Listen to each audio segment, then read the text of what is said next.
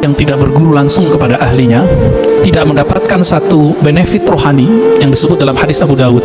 Apa kata Nabi? Nadrallahu imra'an, Allah beri nadrah. Nadrah ini nama lain dari nawwara. Allah beri cahaya yang memancar di wajah. Nadrallahu imra'an, Allah akan pancarkan cahaya lewat wajah seseorang sami'a maqalat, yang mau berguru langsung mendengarkan hadisku. Orang Arab dulu kalau menyebut sami'a itu nggak mungkin online, nggak mungkin lewat Google, mesti berguru ke ahlinya. Kenapa? Dulu disebut sama pasti hadir. Itu sebabnya Imam Syafi'i dulu tidak terima persaksian orang yang hadir di konser-konser musik yang musiknya ada kefasikan, ada penampilan orang buka aurat, ya, bukan lagunya sebenarnya oleh Imam Syafi'i. Kenapa? Sami'ah, begitu kalimatnya, karena dia hadir.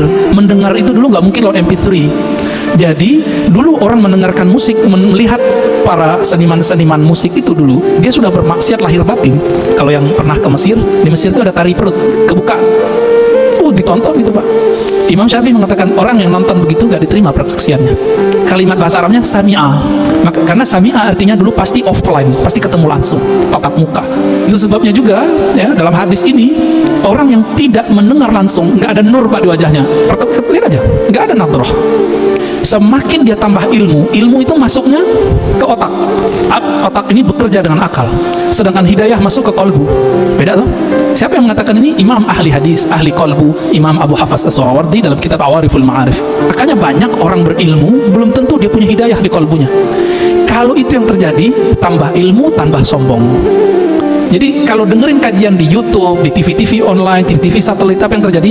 Wah, ini bahan nyalahin orang masjid nih. Ketika dapat link-link di Google, link-link di YouTube, wah share di grup, ini bisa untuk membantah bid'ah yang ada di masjid. Jadi niatnya selalu untuk orang, bantah orang, bantah orang, bantah orang. Yang suka bantah dari dulu siapa?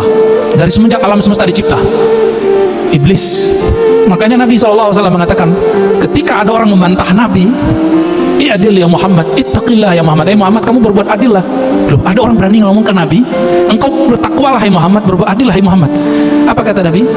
Akan muncul dari orang ini, akan muncul dari kelompok dia, sekelompok orang yang jika baca Quran dan Sunnah, padahal dia lancar baca Quran dan Sunnah, link-linknya lancar Pak, tapi tidak tembus imannya ke dalam kalbunya. Fa idza laqitumuhum faqtuluhum. Wah, ini yang berat ini. Jika engkau bertemu mereka, maka kalimatnya gimana cara terjemahan ini Ustaz? Faqtuluhum, bunuh mereka. Loh, berat. Oh, ternyata ini hadis namanya hadisul qadha. Hadis mahkamah pengadilan. Jika diperintahkan oleh pimpinan negara kita perangi orang itu, kita wajib perangi. Sama dengan hadis mengenai penghina Rasulullah. Jika itu ditetapkan oleh pemimpin, boleh, baru boleh. Nggak boleh ustadz yang mengatakan